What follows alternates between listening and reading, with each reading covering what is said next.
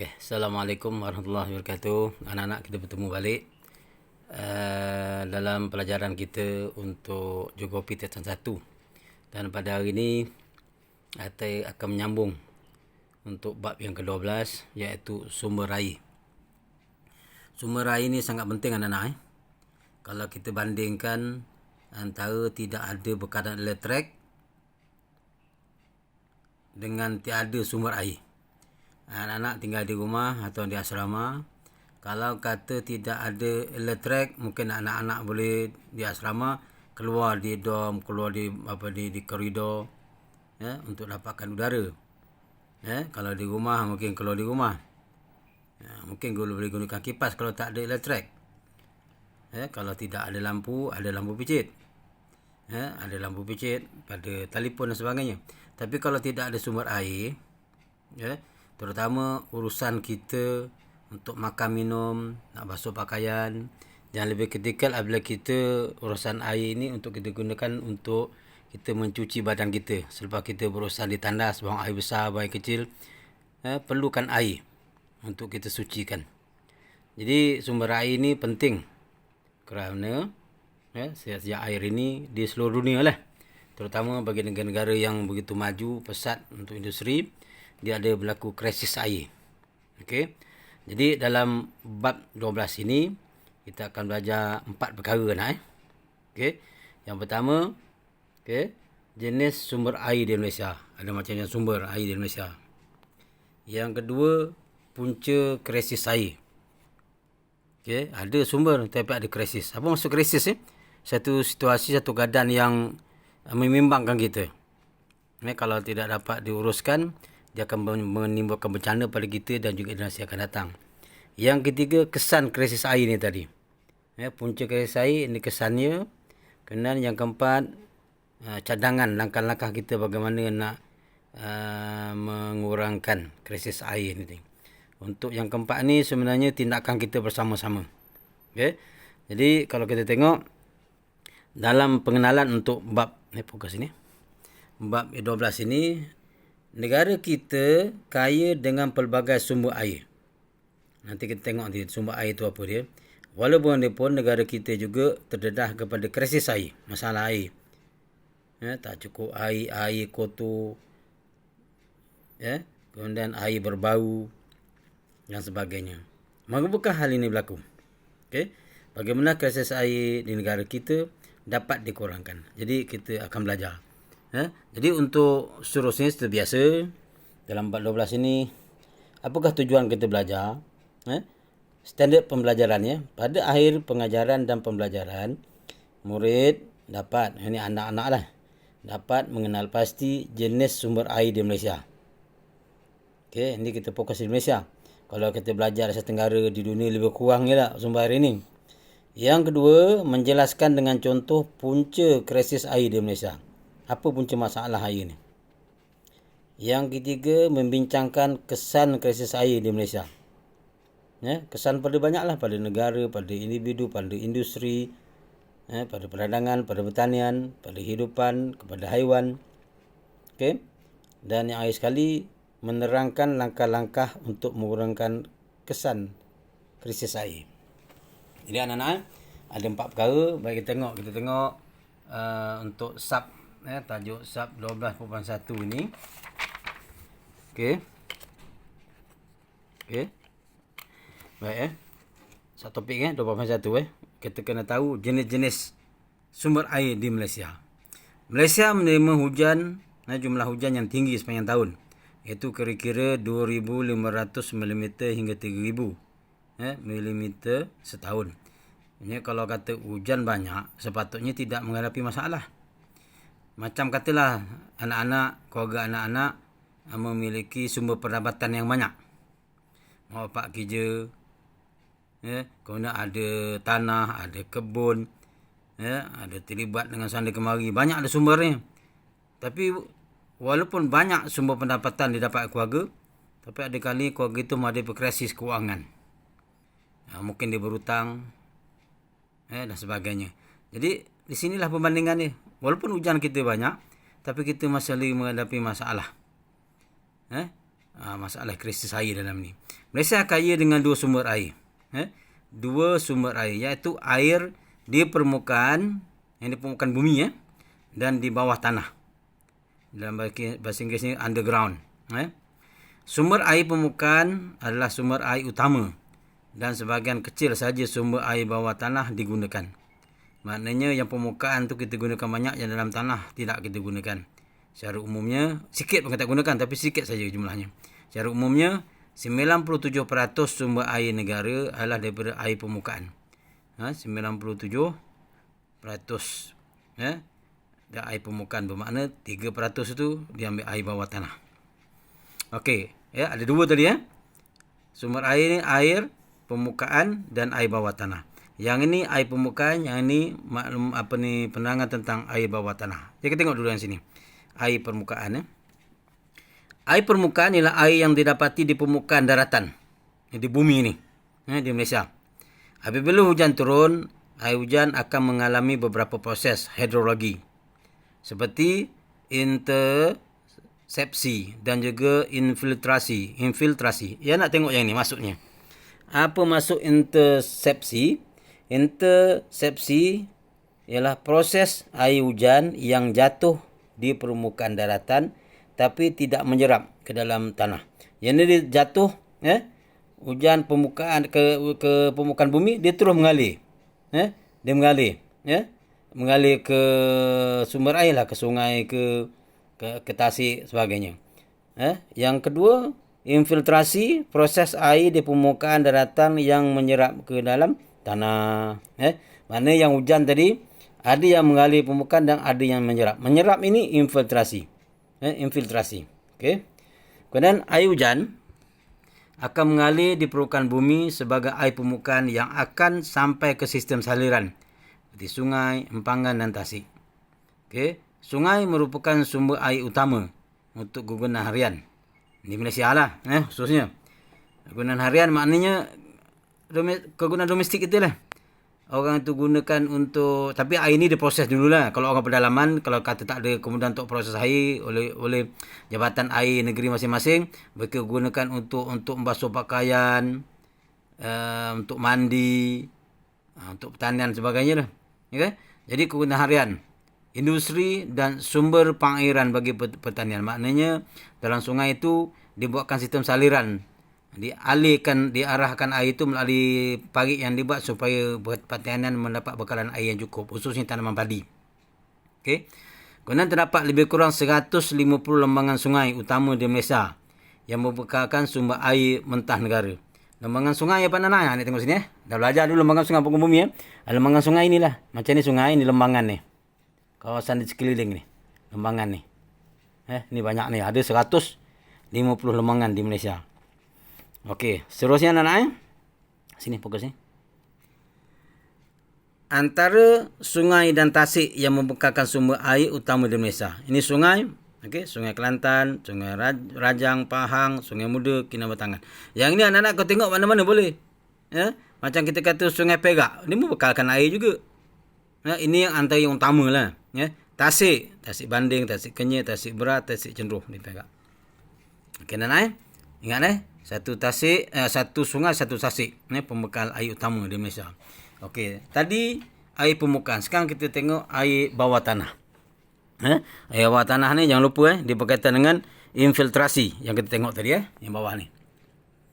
Hujan turun ke permukaan dan air itu masuk bawah tanah. Air bawah tanah bermaksud air yang tersimpan dalam lapisan tanah atau batuan yang terletak di bawah permukaan bumi. Anak masih ingatkan permukaan bumi kita belajar tajuk bumi. Kemudian Malaysia mempunyai kira-kira 5,000 bilion meter padu air, simpanan air bawah tanah yang belum kita teroka. Kalau anak-anak nak tengok di tangki air sekolah kita di Sabda tu ada satu sumber air, itu air bawah tanah yang telah dikorek lubang sedalam 100 meter kedalaman. 100 meter kedalaman. Jadi dia pasang tiub, dia pasang motor untuk sedut air bawah tanah itu. Dia akan sedut, dia akan keluarkan air itu, dia akan hantar ke tangki simpanan dia berhampiran dengan rumah awam Bagan Datuk. Dia mengalir ke Pekan Bagan Datuk. Nanti kalau anak-anak balik ke Sabda semula, anak-anak tengok, ya, di situlah ada 2 tangki, satu tangki yang baru buat. Dan tangki itulah digunakan untuk simpan air yang disedot di tepi tangki Sekolah Mengesah Magan Datuk di Sabda. Itulah kita katakan air bawah tanah yang belum teroka. Kerana kalau kita gunakan untuk air permukaan saja, akan datang air permukaan itu tidak akan dapat menampung kumpulan penduduk khususnya Bagan Datuk. Jadi Kerajaan Negeri Perak melalui Jabatan air lah, sekat air telah meneroka air bawah tanah, dan insya-Allah penduduk Bagan Datuk tidak akan menghadapi masalah krisis air akan datang. Kemudian hanya 3% air bawah tanah yang digunakan Malaysia. 3% saja. Maknanya banyak lagi yang belum diteroka. Itu alternatif lah. Kalau kita ada peluang untuk menggunakan air permukaan, kita gunakan. Yang ini anak-anak proses kitaran air. Proses kitaran air. Kita boleh kata bagaimana awan mendapat air. Maka nampak tak yang warna hijau ni? Ni sejat peluhan. Dia naik ke atas. Ada matahari kan? Kemudian ni uap air naik. Jadi dia naik ke atas, dia akan jadi awan. Awan yang mana cerah itu air tak banyak. Tapi awan yang mana gelap tu air banyak. Jadi dia akan jadi hujan di sini. Bila masanya dah berat, dia akan turunkan hujan. Jadi begitulah kitarannya. Dia kalau hujan tadi nampak ada air layaran permukaan. Air ni ada di permukaan. Satu lagi yang bawah tanah dia masuk. Okey, yang bawah tanah. Okey, ini agak jelas perkara ini. Baik ya. Seterusnya anak-anak, kita tengok untuk 12.2. Okey, kita tengok apa objektif dia standard pelajaran kita yang kedua ni. Menjelaskan dengan contoh punca krisis air di Malaysia. Okey, punca krisis air di Malaysia. Okey.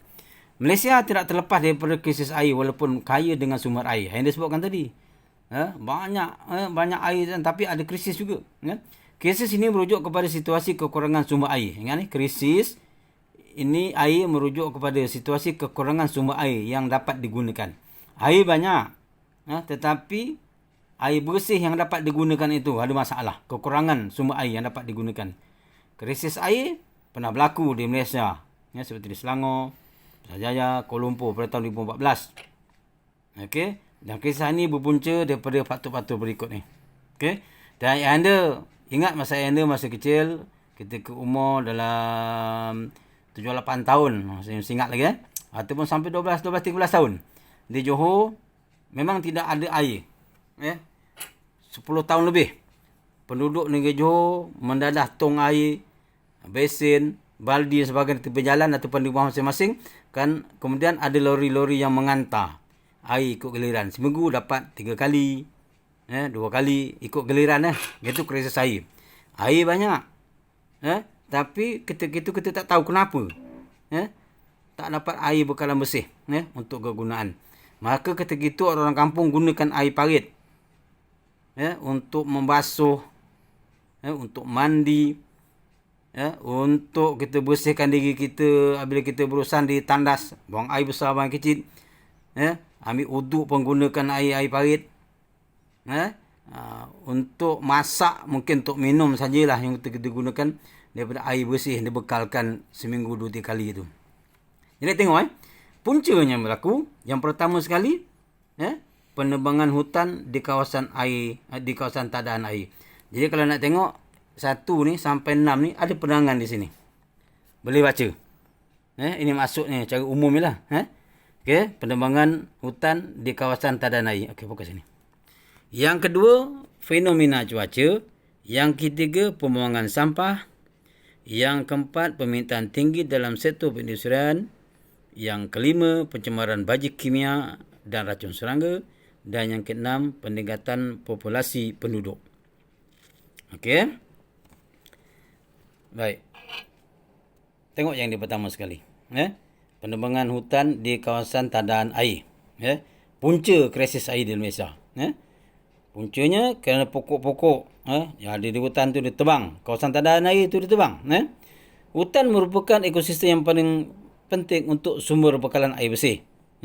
Penerokan hutan secara meluas dalam kegiatan pembalakan dan pertanian menjadi punca hakisan tanah.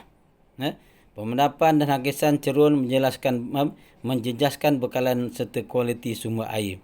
Jadi kalau kata hutan ni, kita buang, kita potong menyebabkan permukaan di bukit-bukit tanah tinggi tu dia botak lah. Jadi apabila air hujan turun, dia akan menghakis tanah-tanah tu, menyebabkan air itu menjadi kotor ke sungai-sungai. Itu antara puncanya kita tak boleh guna air sungai. Dan semasa wabak COVID-19, anak-anak, diberitakan dah Sungai Gombak yang kotor selama ini jadi bersih. Kerana dia bagian dulu ni tidak ada pembangunan dibuat. Kerana semua orang tak boleh kerja. Begitu juga dengan satu sungai di Johor Bahru. Nama sungainya Sungai Kim Kim. Yang sebelum itu tercemar dengan bahan-bahan kimia, dia boleh dibuang oleh orang-orang tidak bertanggungjawab lah. Selepas semasa PKP, pekerja tidak bekerja, sungai itu kembali bersih. Jadi kita dapat bayangkan lah. Kerana apa tadi? Antara punca tu, yang bersih sungai ni kerana orang tidak buat aktiviti di bahagian hulu. Hulu ni kawasan pedalaman. Jadi berkaitan dengan penebangan hutan ni tadi, tanah-tanah dia menjadi botak. Tak ada pokok ataupun daun-daun yang ada, dia menjadi penutup bumi bila hujan turun. Jadi kalau kata pokok, kawasan hutan ni, kawasan bukit, tanah tinggi itu ada hutan, maka air hujan yang turun dia kurang menghakis ataupun tidak menghakis permukaan. Jadi disebabkan hakisan ini, air ni kita tak dapat air yang bersih, kotor. Seterusnya fenomena cuaca. Seperti kemarau dan El Nino merupakan salah satu punca berlaku krisis air di Malaysia. Tahun 2016 berlaku fenomena El Nino yang menyebabkan kemarau panjang di seluruh semenanjung Malaysia. Kemarau mana hujan tak turun. Menyebabkan penyusuan air di empangan Timah Taso di Perlis dan juga empangan Tasik Merah di Perak. Menyebabkan tahap kritikal. Jadi kalau kata dalam keadaan begini, hujan tak turun. Jadi air di empangan, mana-mana simpanan tak ada cukup air, maka kita tak dapat air, dicatu air nanti. Itu krisis lah. Kemudian yang seterusnya, ketika pembuangan sampah sarap dalam sungai. Air yang bersih tadi tengok nak gambar ni. Jadi air kotor lah. Orang buang segala-gala sampah lah. Ni plastik ada, lampion budak ada, bangkai binatang ada, bercampur dengan air-air tanah pembangunan di kawasan hulu, di kawasan tepi-tepi sungai. Jadi menjadi punca kepada air yang tidak bersih, kotor, dan air tak boleh digunakan. Kebanyakan sungai di Malaysia tercemar dengan sampah dan sisa industri. Sisa industri maknanya dia akan keluarkan air-air buangan industri yang bercampur kimia, yang berbau. Kalau di pasar-pasar tu dibuang dengan air-air yang busuk, ikan tu mengalir. Kerana berdasarkan pemantauan Jabatan Sekitar pada tahun 2016, sebanyak 299 daripada 473 sungai di seluruh negara didapati tercemar kerana perbuatan manusia. Itu menyebabkan krisis. Air hujan banyak air dalam sungai, tetapi air sudah tercemar, tak boleh guna. Macam kita katalah, kita dapat bekalan banyak makanan kita, tapi kalau bekalan makanan kita tu telah basi ataupun telah tarikh luput, maka kita tak boleh dapat makan lah. Begitu dengan air tadi. Yang ketiga adalah permintaan yang tinggi satu perindustrian. Perindustrian ni memang banyak gunakan air, nak guna air bersih. Maka apabila dia terus menggunakan air yang bersih, maknanya kitalah yang gunakan domestik ni kekurangan air. Kerana kilang ni dia perlukan air untuk proses-proses tertentu dalam menghasilkan keluaran mereka.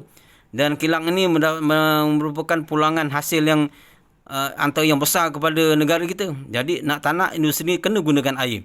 Kena bagi-bagikan antara perindustrian dan juga manusia yang nak gunakannya. Manusia gunakan makna kegunaan domestik lah. Gunakan di rumah, kita basuh pinggan, mandi, basuh kereta, siram pokok, buat mandi dan sebagainya lah. Antara industri yang melibatkan banyak penggunaan air ialah industri memproses makanan. Nak buat fishball guna air. Segala nak basuh lah, pastikan benda tu cuci. Industri pembuatan dan pengudaraan, penyaduran serta industri kimia.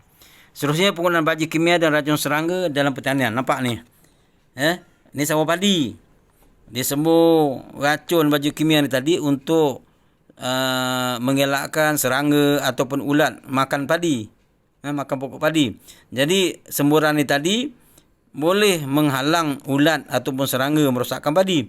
Tetapi semburan ini dia akan turun ke bawah, dan bawah padi ni ada air. Air inilah mengalir ke dalam sarian dan bahkan keluar ke sungai-sungai utama. Kita dah belajar sebelum ini. Sungai-sungai utama ni, kiri kanan ni kebanyakannya merupakan kawasan pertanian yang penting, yang utama bagi setiap negara yang menjalankan industri ni, menjalankan pertanian. Jadi seluruh kawasan padi ini baji kimia dengan racun serangga. Jadi kesannya apa? Penggunaan baji kimia dan racun serangga yang berlebihan atau tidak mengikut pawian dalam pertanian menyebabkan cemaran sungai yang serius. Air yang kita minum tu, kalau tak proses, dia bercampur dengan racun. Apatah lagi kalau lebih sangat, dia turun ke sungai, ikan-ikan mati, ke laut, ikan laut pun mati. Okey, ada setengah tempat kadang-kadang pencatuan air dibuat. Air diberhentikan, kenapa? Sungai berbau. Kerana inilah racun ke daripada bahan kimia daripada industri tadi. Kemudian penglihatan populasi penduduk di Malaysia. Dah pastilah penduduk Malaysia 2020 dijangka berjumlah 30 juta, tapi sekitar ada 32 juta sekarang. Apabila pertambahan penduduk bermakna bertambahlah kita nak gunakan air yang bersih untuk aktiviti kesihatan kita. Okey, anak-anak.